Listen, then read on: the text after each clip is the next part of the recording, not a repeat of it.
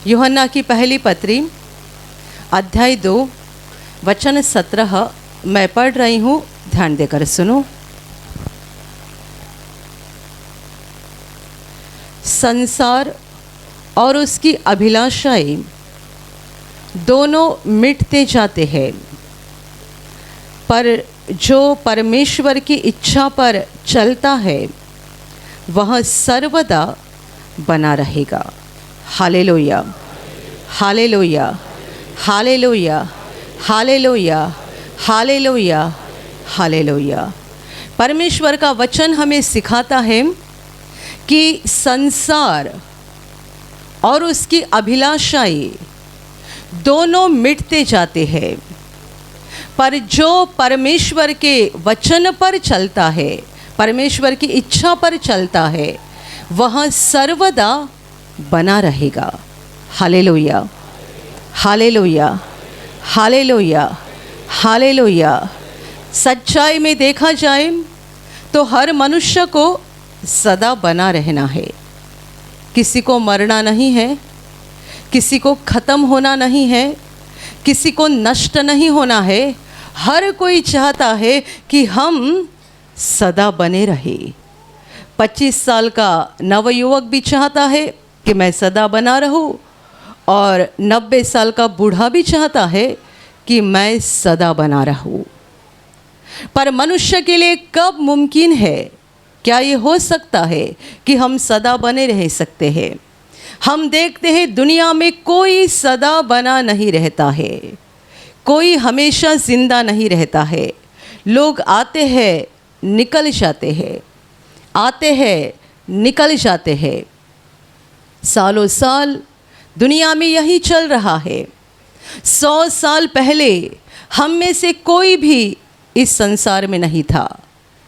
100 साल पहले की बात करें, क्योंकि मैं समझती हूँ सुनने वाले में 100 साल के ऊपर किसी की उम्र नहीं होगी।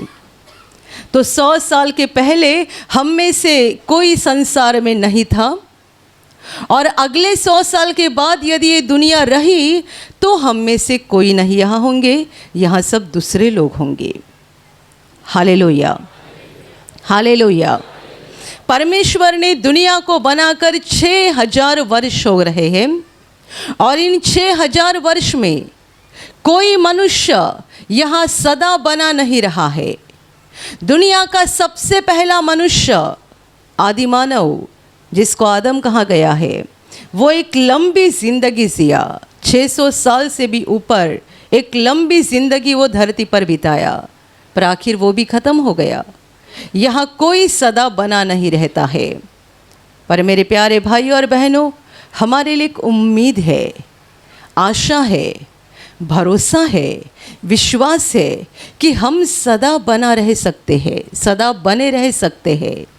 ये उम्मीद और ये आशा परमेश्वर का वचन हमें दे रहा है। जो परमेश्वर की इच्छा पर चलते हैं वे सदा बने रहेंगे। इसका मतलब ये भी है, जितने सारे लोग आज तक इस संसार में आकर निकल गए, उनमें से जो लोग परमेश्वर की इच्छा के अनुसार चलते थे, हमारे लिए वे मर गए, पर वे मरे नहीं, वे जीवित है, वे सदा बने हैं। और बिल्कुल वैसा ही हमारे साथ भी हो जाएगा। जो परमेश्वर की इच्छा पर चलते हैं वे सदा बने रहेंगे, ऐसा वचन हमें सिखाता है।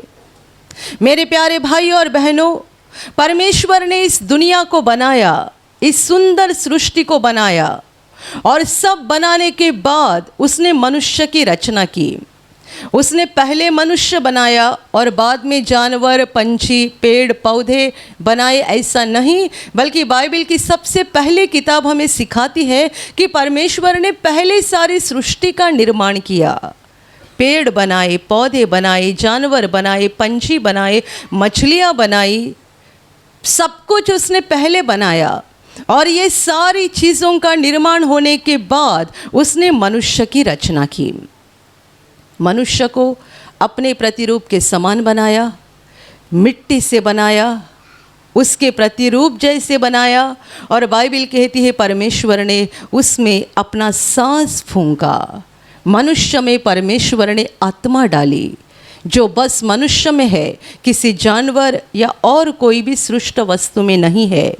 क्योंकि बाइबल हमें सिखाती है कि परमेश्वर ने सृष्टि को बनाया पर किसी में अपनी सांस नहीं फूंकी। बस मनुष्य ऐसा एकमात्र है जिसमें परमेश्वर ने अपनी सांस फूंकी है, यानी उसने मनुष्य के अंदर आत्मा को डाला है। Hallelujah, hallelujah. सारी सृष्टि का निर्माण होने के बाद परमेश्वर ने मनुष्य को रचा, उसमें अपनी सांस फूंककर उसको जीवित बना दिया और उसे ये कहा, आसमान में उड़ने वाले पंछी, जमीन पर चलने वाले प्राणी, समुंदर के अंदर जो भी है, सब मैं तुम्हें दे देता हूँ, इन सब पर अधिकार चलाओ। क्या ही वो सुंदर समय होगा, कितना सुंदर दिन होगा जिस दिन परमेश्वर ने इस आदि मानव से बात किया और उससे कहा, आसमान के पंछी, ज़मीन के जानवर, पानी की मछलियाँ, पानी में जितने सारे जलचर है, सब कुछ मैं तुम्हारे हाथ में दे देता हूँ, तुम्हें सौंपता हूँ, इन पर अधिकार चलाओ। बाइबल सिखाती है कि परमेश्वर ने मनुष्य को अपने प्रतिरूप के समान बनाया, इसीलिए हमारे अंदर परमेश्वर की जैसी भावनाएं हैं, हमारे अंदर परमेश्वर के जैसे विचार है जो किसी प्राणी और पंछी में हमें दिखाई नहीं देते हैं। Hallelujah, hallelujah, hallelujah. हमारे अंदर भावनाएं हैं, हम सोच सकते हैं, विचार कर सकते हैं, यही तो हमारी आत्मा है, जो हमारा सच्चा व्यक्तिमत्व है। परमेश्वर ने हमें उसके प्रतिरूप के समान बनाया, यानी वो जैसा सोचता है, उसके जैसी भावनाएं हैं, वो उसने मनुष्य के अंदर डाल दी और कहा, इस धरती पर अधिकार चलाओ। वो क्या चाहता था? मनुष्य इस धरती पर बड़ी खुशी से रहे, आराम की जिंदगी बिताए, हंसता रहे, खुश रहे और हमेशा के लिए परमेश्वर की महिमा करते रहे और परमेश्वर के प्रेम में बने रहे। ये परमेश्वर की मनुष्य को बनाने के पीछे योजना थी कि हम उसके प्रेम में बने रहे। वो कितना सुंदर समय होगा जब परमेश्वर ने आदम के साथ बात की थी। मैं उस समय को सुंदर इसलिए बोलती हूँ क्योंकि आज इंसान इतना गिर चुका है, इतना गिर चुका है कि हमें परमेश्वर की आवाज़ सुनाई नहीं देती है, हम उसका अनुभव नहीं करते हैं। मैं आपकी बात नहीं कर रही हूँ, आप में से बहुत सारे लोगों ने परमेश्वर को देखा है, मतलब उसका अनुभव किया है। उसका अनुभव करना यही उसको देखना है। आप अपनी आत्मा में परमेश्वर की आवाज़ को भी सुनते होंगे यदि आप परमेश्वर के बच्चे बन गए हैं और आपको पवित्र आत्मा मिल गया है। Hallelujah, hallelujah, hallelujah. जो अनुभव आदम करता था वही अनुभव हम तब करते हैं जब हम पवित्र आत्मा से भर जाते हैं, क्योंकि परमेश्वर का आत्मा हमारे अंदर आके बसता है और वो हमसे बातें करने लगता है, हमारी अगुवाई करने लगता है, हमें सिखाने लगता है और सच्चा शब्द वो हमारे साथ सहभागिता करने लगता है। सहभागिता। Hallelujah, hallelujah, hallelujah. मनुष्य के जीवन में सहभागिता कितनी ज़्यादा महत्वपूर्ण है। आपके पास सब कुछ होगा पर यदि आपके साथ बोलने वाला, प्यार से बोलने वाला कोई मनुष्य नहीं होगा तो आप सोचते हैं मेरा पूरा जीवन खराब है, पूरा जीवन खराब है। मैंने ऐसा सुना है और ये सच भी है कि यूरोप में ऐसे कई देश है जहां लोगों की इतनी खराब हालत हो गई है, स्वतंत्रता के नाम पर, आज़ादी के नाम पर लोग एक दूसरे से अलग होते जाते हैं इतने जल्दी कि बच्चे को अभी तक समझ भी नहीं आई है, वो अपने माँ बाप से अलग हो जाता है। मैं आज़ाद हूँ, मैं स्वतंत्र हूँ, और आज़ादी के नाम पर हर कोई अपने आप से ऐसे अलग होते जा रहे हैं कि लोग अपने घर में अकेले रहते हैं और किसी को पैसा देकर बुलाते हैं, 1 घंटे के लिए मैं पैसा देता हूँ, मेरे साथ बैठ के बातें करो। मेरे साथ बैठ के बातें करो। ऐसे कुछ लोगों के साथ मेरी मुलाकात भी हुई है कि उन्होंने कहा था कि हम यही काम करते हैं, लोगों से पैसा लेकर उनके घर में बैठ के उनके साथ बातें करते हैं। जब पहली बार सुना बड़ा अजीब लगा, पर वो कहते उनकी बुरी हालत है कि उनके साथ प्यार से बात करने वाला कोई नहीं है। पैसा है, बंगला है, गाड़ी है, सारी जायदाद है, सोना चांदी है, अच्छा अच्छा खाने पीने के लिए है, अच्छा अच्छा कपड़ा है, पर बात करने के लिए कोई नहीं है। Hallelujah, hallelujah. इसीलिए तो हम बाइबल में ये भी पढ़ते हैं, जब परमेश्वर ने आदि मानव को बनाया तब वो अकेला इंसान धरती पर था।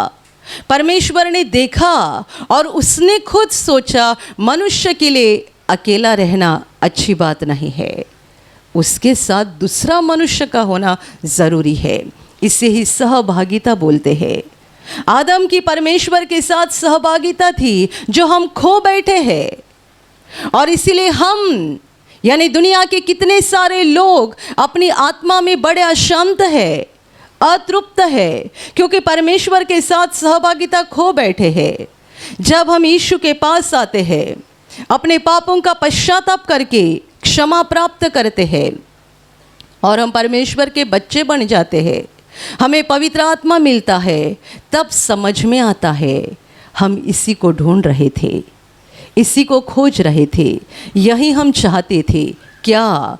परमेश्वर के साथ सहभागिता, परमेश्वर के साथ मेल, परमेश्वर के साथ शांति, परमेश्वर की मौजूदगी, उसकी उपस्थिति। Hallelujah, hallelujah, hallelujah. हमारी मनुष्य के साथ सहभागिता जितनी ज़रूरी है, उससे भी ज़्यादा परमेश्वर के साथ सहभागिता होना बहुत ज़्यादा ज़रूरी है। जब परमेश्वर ने आदि मानव को बनाया तब उसकी यही इच्छा थी कि मनुष्य मेरे उपस्थिति में रहे, मेरे सहभागिता में बना रहे, मेरे प्रेम में बना रहे, ताकि वो धरती पर खुशी से रहेगा, शांति से रहेगा। पर यह सहभागिता तब खत्म हो गई, तब टूट गई, जब आदम और उसकी पत्नी हव्वा दोनों ने परमेश्वर की आज्ञा को तोड़ दिया, परमेश्वर की आज्ञा का उल्लंघन किया, पाप किया, और बिल्कुल उसी दिन उन दोनों ने इस सहभागिता को तोड़ दिया। Hallelujah, hallelujah. और तब से लेकर आज के दिन तक 6000 साल हो रहे हैं, मनुष्य के अंदर तरह तरह की गलत भावनाएं पैदा हो रही है, गलत अभिलाषाएं पैदा हो रही है, और मनुष्य अपनी भूख को मिटाने के लिए, अपने आत्मा की प्यास को मिटाने के लिए शारीरिक बातों से प्रयास कर रहे हैं। कितनी सारी अभिलाषाएं बढ़ते जा रही है, बढ़ते जा रही है, और लगता है इसके द्वारा सुकून मिलेगा, उसके द्वारा शांति मिलेगी, ये करने से अच्छा लगेगा, वो करने से फायदा हो जाएगा। मनुष्य अभिलाषाओं के पीछे भागता रहा है, भागता रहा है, भागता रहा है, और आज 6000 साल बाद हम देख रहे हैं दुनिया की हालत बहुत ही खराब हो गई है। Hallelujah, hallelujah, hallelujah, hallelujah. आप एक छोटा बच्चा देखो, चाहे वो कितना भी तंग कर रहा है, कितना भी रो रहा है, आप बस उसके हाथ में मोबाइल दे दो, बात खत्म हो गई। आपको शांति से घर का काम करना है, बच्चे के हाथ में मोबाइल दे दो। कितने सारे माँ बाप यही रास्ता अपना रहे हैं। बच्चा खाना नहीं खा रहा है, हाथ में मोबाइल दे दो।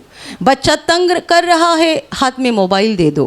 बच्चा रो रहा है, हाथ में मोबाइल दे दो। क्या होता है? मोबाइल हाथ में लेने के बाद होता क्या है? चाहे वो 1 साल का बेटा हो, या 5 साल का हो, या 15 साल का हो, जब कोई मोबाइल हाथ में लेता है, उसकी आंखें और सच्चाई में उसका दिमाग मोबाइल में लॉक हो जाता है। जैसे कि हम किसी ताले को चाबी लगा के लॉक कर देते हैं ना, बिल्कुल वैसे ही उसका दिमाग मोबाइल में लॉक हो जाता है। फिर आप उसके मुंह में कितने भी डालते जाओ, कितने भी डालते जाओ, उसके समझ में ही नहीं आता है, क्योंकि उसका दिमाग आउट हो गया है, लॉक हो गया है, समझ नहीं पा रहे क्या खा रहा है, कितना खाते जा रहा है, कितना समय हो गया। कितने सारे बच्चे रात को 2-2 बजे 2:30 बजे मोबाइल पे गेम खेलते रहते हैं। समय का कोई अंदाज़ा ही नहीं रहता है। ये भी नहीं पता चलता है कल मेरी परीक्षा है, एग्ज़ाम है, मुझे पढ़ाई करनी चाहिए। मेरे माँ बाप में मुझे पढ़ाने के लिए कितनी कोशिश कर रहे हैं, कितना पैसा खर्चा कर रहे हैं, तो मुझे भी मेहनत करनी चाहिए। नहीं, एक बार इनके हाथ में मोबाइल आ गया, इनका दिमाग वहाँ पे लॉक हो जाता है। Hallelujah, hallelujah. हम अदन की बटिका से शुरुआत की थी, आज कहाँ पहुँचे? मोबाइल में आकर चिपक गए। वो ऐसा एक बगीचा था जहाँ हर प्रकार के पेड़ पौधे थे, हर प्रकार के फल थे, फूल थे। मनुष्य के लिए रसोई घर की कोई ज़रूरत नहीं थी, क्योंकि पेड़ के ऊपर कितने सुंदर सुंदर फल, मीठे मीठे फल आते थे। और परमेश्वर ने उनको कहा था, ये फल ही तुम्हारा भोजन है, तुम जितना जी चाहो उतना खाते जाना, ये फल तुम्हारा भोजन है। और आदम और हव्वा उस फल को तोड़ते जा रहे थे, खाते जा रहे थे, बगीचे में घूम रहे थे। और वो बगीचा कितना होगा बताओ? 10 बाय 10 का होगा या 1 एकड़ का होगा? मैं आपको बताऊंगी, वो बगीचा इतना है कि आदम और हव्वा जिंदगी भर घूमते रहेंगे तो भी बगीचा ख़त्म ही नहीं हो जाएगा। वो एक स्वर्गीय बगीचा था, परमेश्वर ने बनाया हुआ बगीचा। आप किसी एक सुंदर बगीचे में गए होंगे, किसी इंसान ने बनाया है। मैं भी 1-2 बार कहीं गई हूँ बगीचा देखने के लिए, और वहाँ लोग आते हैं, लोगों का ध्यान फूलों के ऊपर नहीं रहता, सेल्फी के ऊपर रहता है।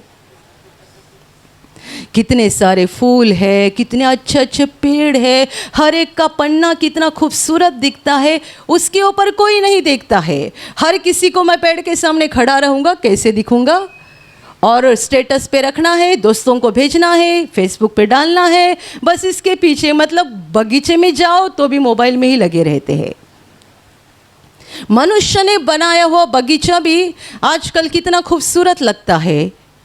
और रात के समय बगीचा दिखाई नहीं देता है तो अलग अलग तरह की लाइटिंग की जाती है।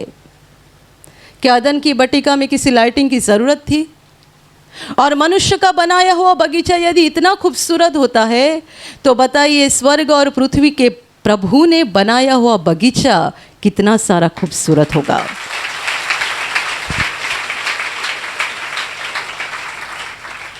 Hallelujah, hallelujah, hallelujah. आप कहेंगे क्या परमेश्वर को बगीचा लगाने को आता है? अभी अभी मैंने एक सुंदर वीडियो सुना जिसमें एक भाई ने प्रभु की इतनी अच्छी पहचान कराई है। उसमें उसने कहा है, प्रभु ने कहा मैं दाखलता हूँ और मेरा पिता किसान है। वो अपने आप को किसान भी बोल रहा है। मैं दाखलता हूँ, मेरा बाप किसान है। यदि वो किसान है तो बताइए वो कितना सुंदर बगीचा बना सकता है। और हमें बगीचा बनाने का दिमाग उसी ने तो दिया है, वो स्रोत है, वो मूल है। तो यदि उसने हमको दिमाग दिया तो उसका दिमाग कितना बड़ा है कोई नाप नहीं सकता है, कोई कल्पना नहीं कर सकता है। तो उसने जो अदन की बटिका बनाई थी वो 1 एकड़ की या 100 एकड़ में नहीं थी। और आज हम दुनिया में जितनी सारी बगीचे देख रहे उनके समान नहीं थी। वो एक अलग बगीचा है, आज उसमें कोई नहीं जा सकता है। हम जाएंगे बाद में, प्रभु हमको वहाँ लेकर जाएगा।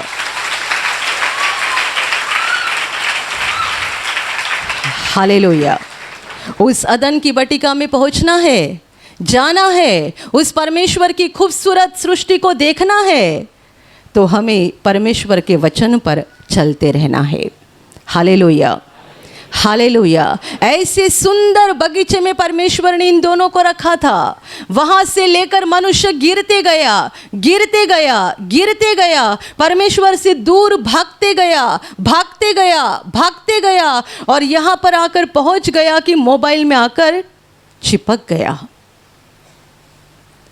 दुनिया का हर एक मनुष्य, यानी 6 महीने का बालक हो या 60 साल का व्यक्ति हो, हर किसी के लिए मोबाइल एक जहर बनते जा रहा है।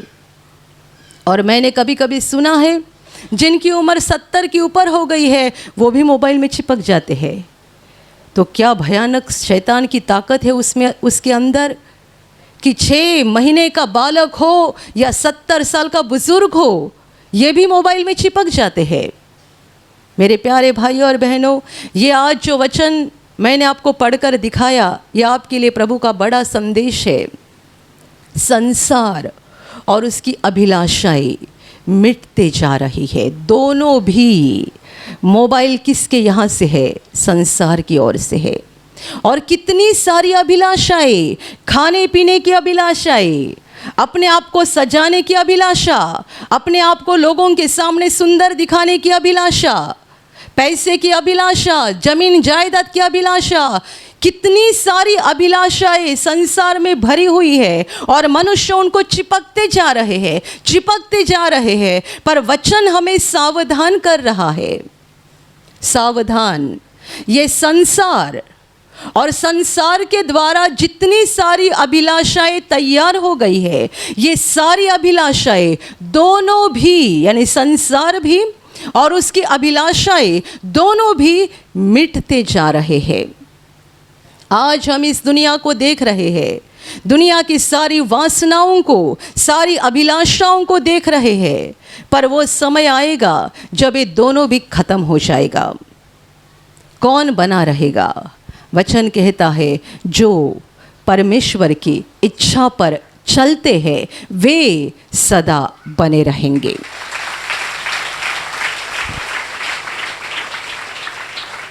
परमेश्वर की इच्छा पर चलना, परमेश्वर क्या चाहता है, उसकी क्या इच्छा है।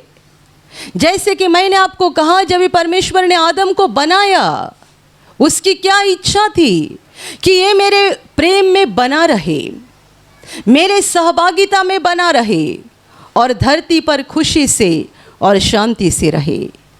आज दुनिया में लोग खुशी और शांति पाना चाहते हैं, पर अपने अभिलाषाओं को हासिल करके उन्हें लगता है इन बातों को पाने के बाद हमें बड़ी खुशी मिल जाएगी, इन बातों को हासिल करने के बाद हमारे जीवन में सच्ची शांति आ जाएगी। मेरे पास साइकिल है, जब मोटरसाइकिल आएगी मैं खुश हो जाऊंगा, मोटरसाइकिल है, कार आएगी मैं खुश हो जाऊंगा। मेरे प्यारे भाइयों और बहनों, सच्ची खुशी और सच्चा आनंद परमेश्वर की मौजूदगी में है, उसी के द्वारा हमें मिलता है। यदि उसकी ओर से हमें सच्ची खुशी और शांति नहीं मिल रही है तो हमारी सारी अभिलाषाएं व्यर्थ है। Hallelujah, hallelujah, hallelujah. कितने सारे लोग दुनिया की बातों को बड़ा समझते हैं, भारी समझते हैं।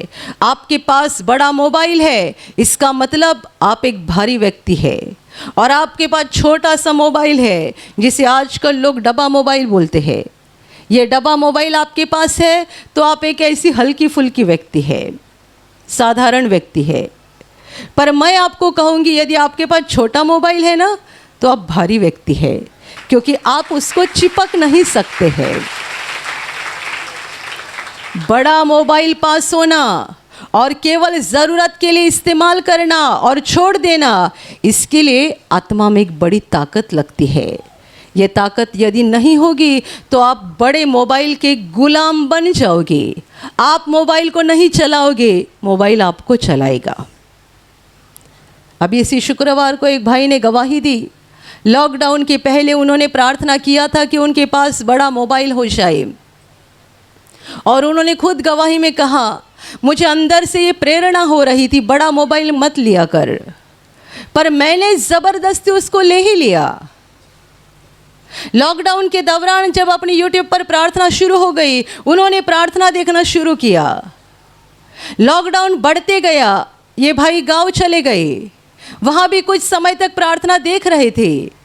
धीरे धीरे न्यूज़ यानी समाचार देखना शुरू हो गया, और भी दुनिया के वीडियो देखना शुरू हो गया, और उस बातों के इतने गुलाम बन गए, इतने गुलाम कि गांव से यहाँ आ गए तो भी दिन रात मोबाइल में लगे रहते थे। यानी क्या? प्रवचन सुन रहे थे? नहीं, समाचार सुन रहे थे। और दुनिया भर की वीडियो देख रहे थे। ये भाई रिक्शा चलाते हैं, वो बोलते रिक्शा कहीं खड़ी की है, मोबाइल लेके बैठता था। पैसेंजर आते थे, देख रहे थे रिक्शा वाला मोबाइल में बिजी है, तो पीछे जाके बैठते थे दूसरी रिक्शा में। ये भाई तंग हो गए, समझ में आने लगा। ये समझ में इसके लिए आया कि वे प्रार्थना में आते हैं, तो प्रार्थना में आने वाले लोग पूरी तरह से बेहोश नहीं हो जाते। बेहोश होने जाते हैं तो प्रभु इंजेक्शन देता है और उनको होश पे लाता है।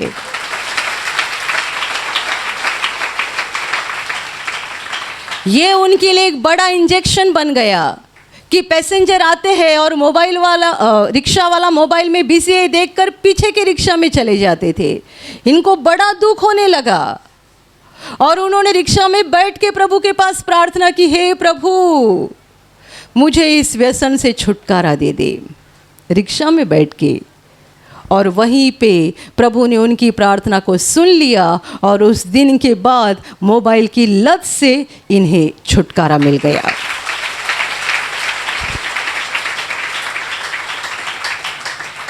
Hallelujah, hallelujah, hallelujah, hallelujah, hallelujah.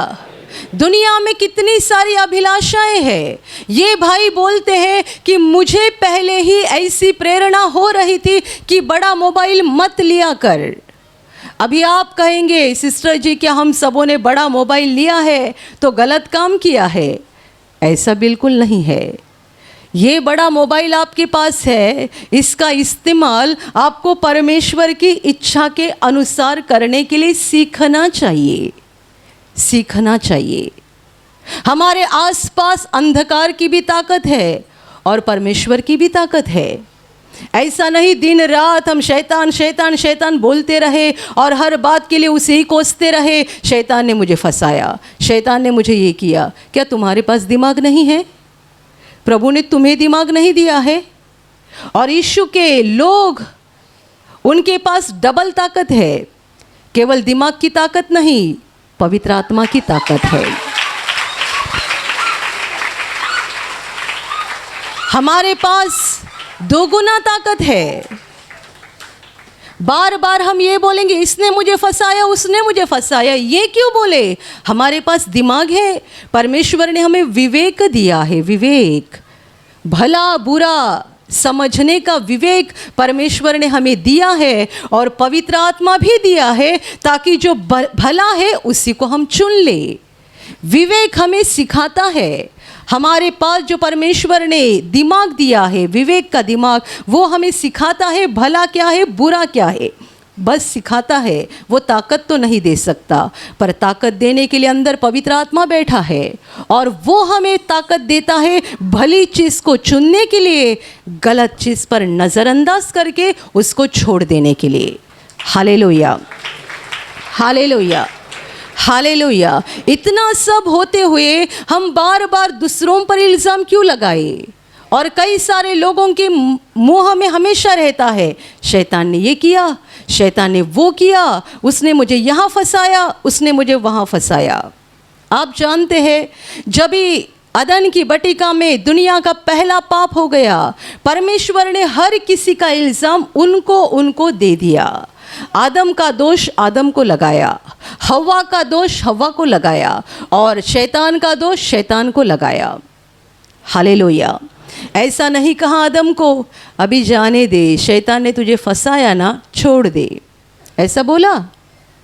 हव्वा ने कहा कि शैतान ने, उस सांप ने मुझे बहकाया। क्या परमेश्वर ने उसकी बात को मान लिया और उसे ये कहा चलो जाने दो, उसने तुझे फंसाया? नहीं, क्योंकि वहाँ परमेश्वर की मौजूदगी उनके साथ थी। वो सब जानते थे, उनके लिए परमेश्वर की एकमात्र आज्ञा थी और इसीलिए उन्होंने सारा इल्ज़ाम, आदम ने इल्ज़ाम औरत के ऊपर डाला, औरत ने सांप के ऊपर डाला, पर परमेश्वर ने हर किसी का दोष उनको लगा दिया। तो आप ये बोलकर नहीं छूट सकते कि शैतान ने मुझे बहलाया, शैतान ने मुझे फंसाया। प्रभु कहेगा मैंने तुझे विवेक भी दिया है और पवित्र आत्मा भी दिया है, तो तुम्हारा काम क्या था? क्या तुम ऐसे ही बहकते रहे, ऐसे ही भटकते रहे, ऐसे ही शैतान की बातों में आते रहे और उन पर ही इल्ज़ाम लगाते रहे? तुम्हारे पास जो विवेक और पवित्र आत्मा है उसका इस्तेमाल तुम कहाँ कर रहे हो? Hallelujah, hallelujah, hallelujah, hallelujah. मेरे प्यारे भाइयों और बहनों, ये संसार गलत बातों से भरा हुआ है, अंधकार से भरा हुआ है, पर हमें बार बार अंधकार पर उंगली नहीं उठानी है, क्योंकि हमारे अंदर जीवन की ज्योति है। बाहर अंधकार है, अंदर ज्योति है, क्योंकि परमेश्वर ने हमें पवित्र आत्मा दिया है। यदि हमने पापों की क्षमा पाई है और परमेश्वर के बच्चे बन गए हैं, तो हमारे पास पवित्र आत्मा है। अंदर जो रोशनी है, जो ज्योति है, जो प्रकाश है, उसके अनुसार हमें चलना ज़रूरी बात है। Hallelujah, hallelujah. कितने सारे विश्वासी लोग भी, परमेश्वर के लोग भी पैसे के पीछे भागते रहते हैं, दुनिया की जायदाद के पीछे भागते रहते हैं, कितनी सारी गलत अभिलाषाओं के पीछे भागते रहते हैं।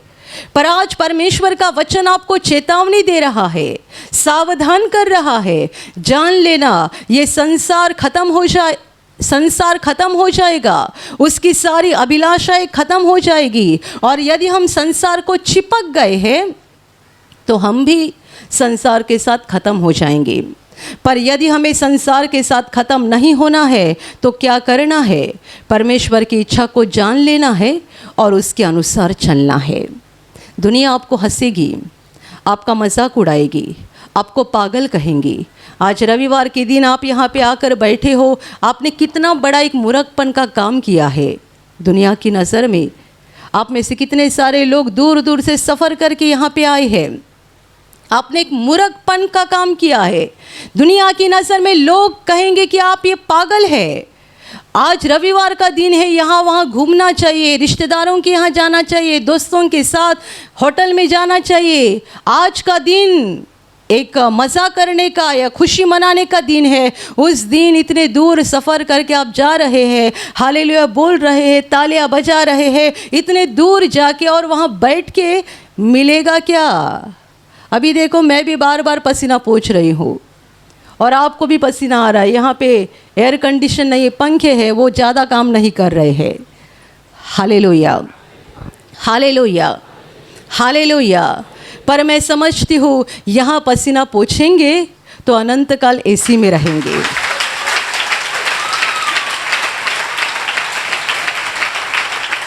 हमें उस अग्नि कुंड में नहीं जाना है, उस अग्नि कुंड में नहीं पहुँचना है जहाँ जाने वाली आत्माएं अनंत काल तड़पती रहेगी। हम यहाँ थोड़ा सा दर्द उठाएंगे, थोड़ी सी परेशानी उठाएंगे, पर अनंत काल हमारी आत्मा को विश्राम मिल जाएगा। अनंत काल हमारी आत्मा को परमेश्वर के साथ शांति मिल जाएगी। परमेश्वर की इच्छा को जान लो और उसके अनुसार चलना शुरू करो। अपने शरीर की अभिलाषाएं पूरी करने के पीछे मत भागते रहो। मेरे प्यारे भाइयों और बहनों, इसका मतलब ये नहीं है कि आपको बड़ा मोबाइल इस्तेमाल नहीं करना है, भारी गाड़ी इस्तेमाल नहीं करना है। ऐसा मुझे आपको नहीं सिखाना है। मैं आपको ये बताना चाहती हूँ कि आपके जीवन में परमेश्वर की क्या इच्छा है, उससे पहले जान लो। जैसे कि उस भाई को पवित्र आत्मा ने पहले ही कहा था, बड़ा मोबाइल मत खरीदना। इसका मतलब परमेश्वर जानता था बड़ा मोबाइल आने के बाद इसके साथ क्या हो जाएगा। हम जितने अपने आप को पहचानते हैं, उससे ज़्यादा परमेश्वर हमें जानता है।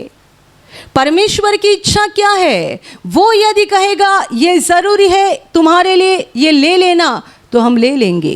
यदि परमेश्वर कहेगा इससे दूर हो जा, तो हमें दूर होना है। Hallelujah, hallelujah, hallelujah.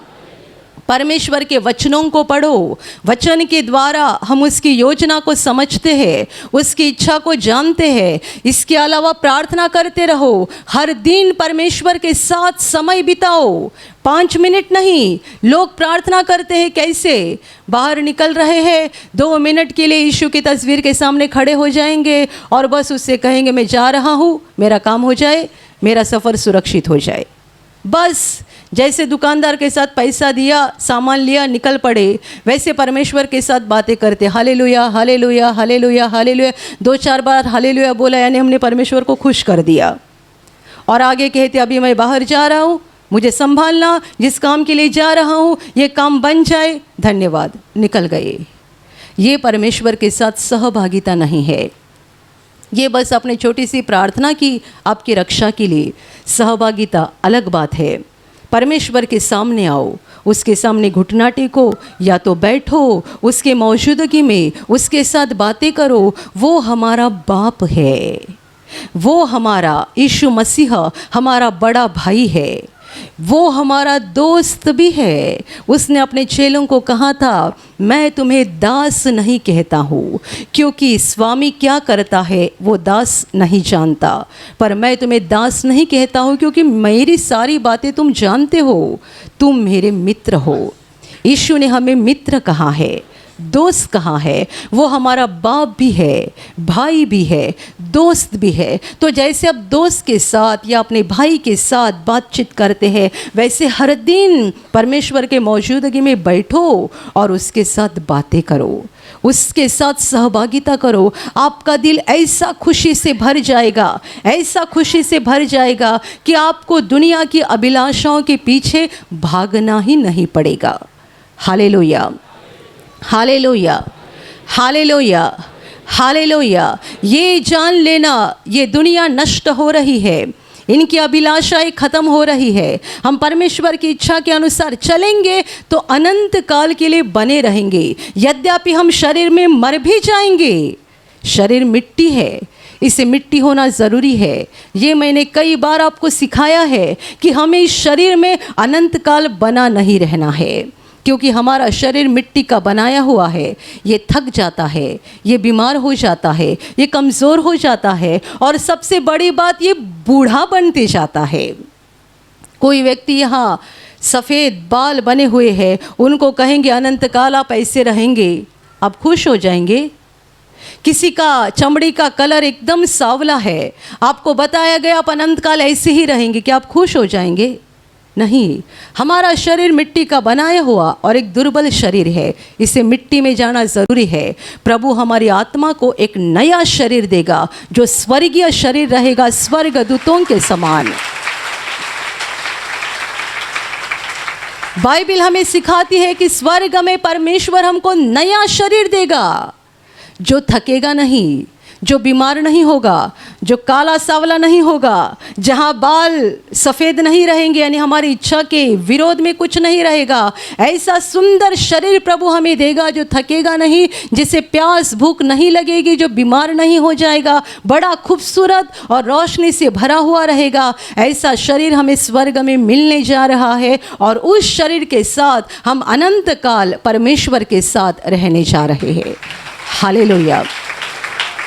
पर वहाँ तक पहुँचने के लिए थोड़ी कोशिश करनी है, थोड़ा त्याग करना है, थोड़ी मेहनत करनी है, परमेश्वर की इच्छा के अनुसार चलना है।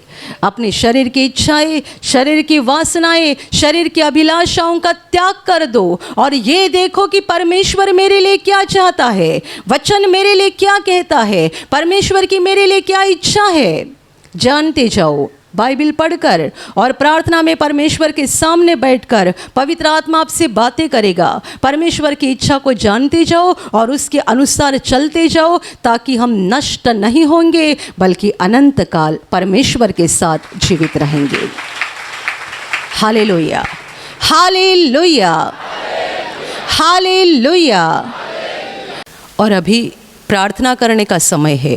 आप विश्वास करो कि एक पल में प्रभु यीशु आपको छूकर चंगाई देगा। एक पल में वो आपके जीवन का दुख निकाल देगा और आपके आंसुओं को खुशी में बदल देगा, क्योंकि उसके लिए असंभव कुछ नहीं है, अनहोनी बात एक भी नहीं है। प्रभु यीशु आज भी जिंदा है। 2000 वर्ष पहले वो शरीर रूप में धरती पर था, आज शरीर रूप में नहीं बल्कि आत्मा के रूप में है, और दुनिया के कोने कोने में जहाँ जहाँ लोग विश्वास के साथ उसको पुकारते हैं, उसके पास प्रार्थना करते हैं, उन सबों की पुकार को प्रभु सुनता है, उन्हें चंगा करता है, उनके आंसुओं को पोंछ देता है और उनके जीवन को खुशी से भर देता है। आप भी इसी विश्वास के साथ आपके बीमार भाग पर हाथ रखो, और यदि वहाँ हाथ नहीं रख सकते हैं तो अपने सीने पर हाथ रखो। प्रभु यीशु के नाम से इसी क्षण आपके शरीर की सारी बीमारियां निकल जाए। यीशु के नाम से आपके जीवन का सारा दुख निकल जाए। शैतान का हर एक काम आपके जीवन से और आपके परिवार से पूरी तरह से नष्ट हो जाए यीशु के नाम से। प्रभु यीशु के नाम से शैतान का सारा काम आपके जीवन से नष्ट हो जाए। सारी दुष्ट आत्माओं को प्रभु यीशु के नाम से मैं आज्ञा दे रही हूँ, इसी क्षण इन्हें छोड़कर निकल जाओ और वापस उनमें नहीं आना। इसी क्षण प्रभु का महान सामर्थ आपके ऊपर आ जाए। प्रभु का महान सामर्थ आपके ऊपर आ जाए। प्रभु का महान सामर्थ आपके ऊपर आ जाए। इसी घड़ी पवित्र आत्मा की खुशी आपके दिल में आ जाए। पवित्र आत्मा की शांति आपके दिल में आ जाए और आपका जीवन स्वर्ग की रोशनी से भर जाए। आमीन।